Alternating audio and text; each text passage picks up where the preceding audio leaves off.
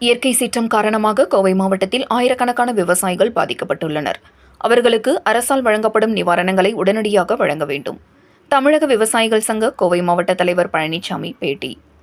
கோவை மாவட்டம் பந்தயசாலை பகுதியில் இன்று செய்தியாளர்களை சந்தித்து பேசிய தமிழ்நாடு விவசாயிகள் சங்க கோவை மாவட்ட தலைவர் பழனிசாமி கூறியதாவது: கோவை மாவட்ட பகுதிகளான தொண்டாமுத்தூர், மேட்டுப்பாளையம், சிறுமுகை, அன்னூர், தீத்திப்பாளையம், ஆலந்துறை, மதுக்கரை, சூலூர் உள்ளிட்ட பல்வேறு பகுதிகளில் விவசாயிகள் ஒரு வருட காலமாக பாதுகாத்து வைத்த வாழை மரங்கள் கடந்த வாரம் பெய்த கனமழையால் சேதமடைந்துள்ளது.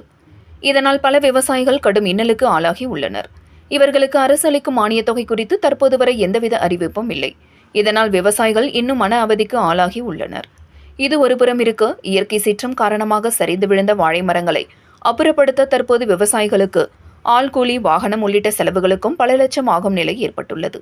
அறுவடைக்கு தயாரான நிலையில் இந்த சமயத்தில் இந்த சீற்றம் என்பது விவசாயிகள் மத்தியில் பெரும் பரபரப்பை ஏற்படுத்தியுள்ளது.